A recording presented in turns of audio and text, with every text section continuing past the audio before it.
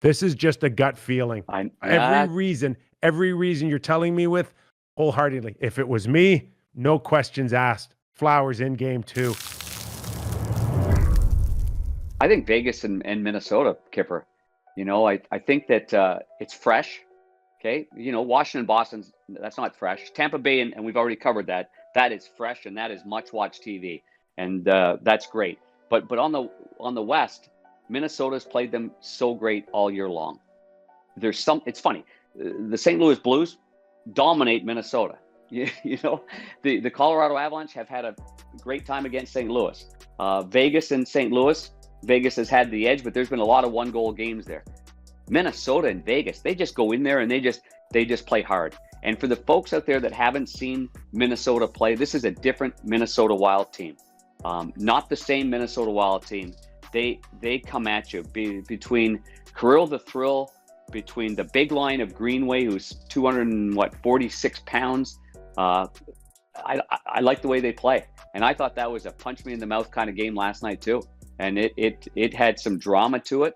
And Eriksson Ek scoring that goal in overtime, Marc-André Fleury standing on his head and spinning that wooden nickels. It was fantastic. So that for me is the series that I want to dig into as well.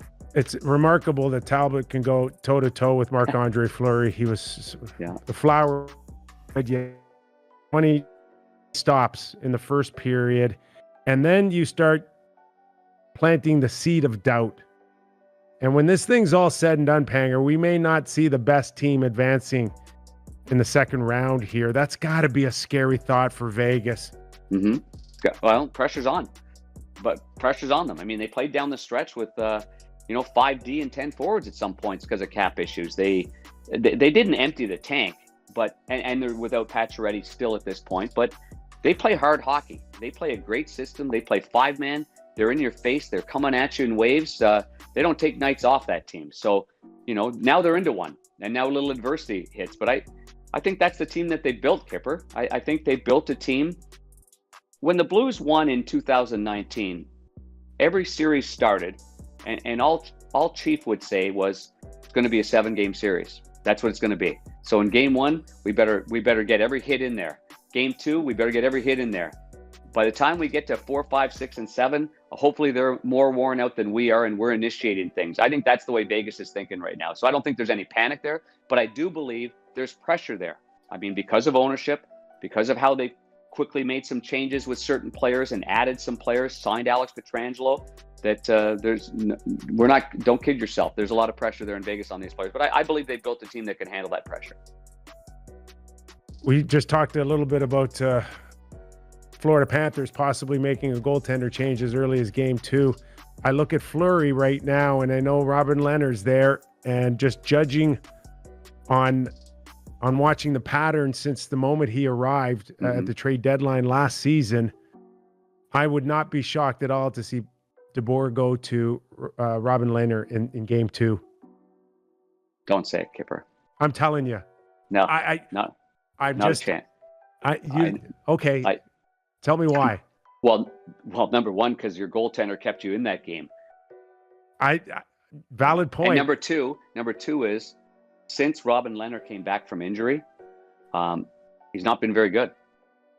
So unless he's getting his game going somewhere in practice where they're finding something with his game, because you can do that. You know that, Kyper. You've been in practices where you got a number one guy. Let's go back in time there when you had Heels and you had Richter. And there were probably moments during that season where you knew that Mike Richter just didn't have it because you went down the wing and fired it in, but then you couldn't score on Heels. So there's a change that people can feel. They're not feeling that right now based on how Robin Lehner played late in the year. I don't doubt that they'll do it at some point, but not for game number 2. Every reason you're giving me, I agree. But I just think after everything I've witnessed in the last little while between the dilemma between who's starting and who's my number one goalie and how much faith that they've had in Robin Lehner in the past, I just think that Peter DeBoer might be in a position right now where if he wants Robin Lehner to remain engaged, then he might think that he needs to put him in as early as game 2, and he's got total faith that he can get the job done. This is just a gut feeling. Every reason you're telling me with, wholeheartedly. If it was me, no questions asked. Flowers in game 2. I've just been watching the way this thing's been operated the last little while, and I have no doubt that he'd like to say we got 2 number 1 goalies, and we're gonna get them both in early. Yeah, that would be a call that, you know, I mean, Pete DeBoer would have. He's made hard calls before. Yeah, I mean, he's made hard calls before. I'm going back to New Jersey when, you know, they were trying to kind of end Marty Brodeur's, you know, great career and trying to push him. Okay, let's retire because we got Corey Schneider here, and so, you know, he's done it before and he's made hard decisions. I just think right now that, I mean, too many guys went back and patted Marc-André Fleury on the pads and said, thank you, Flower. You can't do it just yet.